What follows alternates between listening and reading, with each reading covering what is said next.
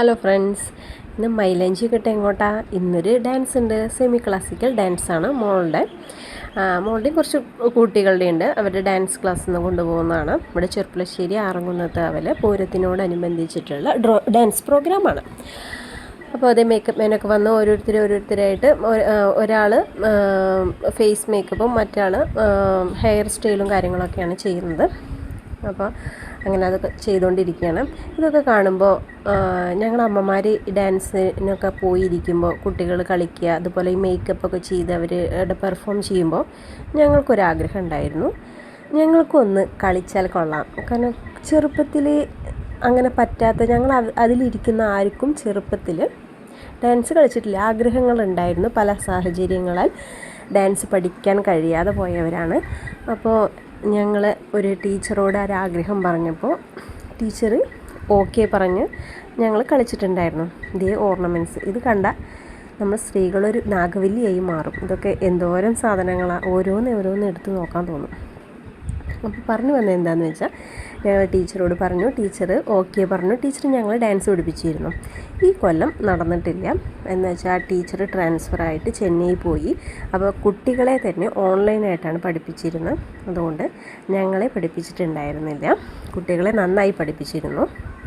അപ്പോൾ കഴിഞ്ഞ കൊല്ലം 2 കൊല്ലമായിട്ട് ഞങ്ങൾ സ്റ്റേജ് പ്രോഗ്രാം ചെയ്തിട്ടുണ്ടായിരുന്നു. ഞങ്ങൾ അമ്മമാർ ചില പരിഹാസങ്ങളൊക്കെ ഉണ്ടായിരുന്നു. കാരണം കുട്ടികൾ കളിക്കുമ്പോൾ എന്തിനാ ഈ അമ്മമാരൊക്കെ കളിക്കുന്നത്, മിണ്ടാതിരുന്നാൽ പോരെ എന്നുള്ള ചില സംസാരങ്ങളൊക്കെ ഉണ്ടായിരുന്നു. പക്ഷേ എന്താണെന്ന് വെച്ചാൽ നമ്മളുടെ ആഗ്രഹങ്ങളല്ലേ, ഒരു ജീവിതമല്ലേ ഉള്ളൂ.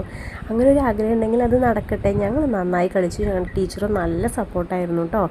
അങ്ങനെ ഒരു ആഗ്രഹം ലൈഫിൽ നടന്നിട്ടുണ്ട്. അതിൻ്റെ വീഡിയോസൊക്കെ പിന്നെ ഇടാം.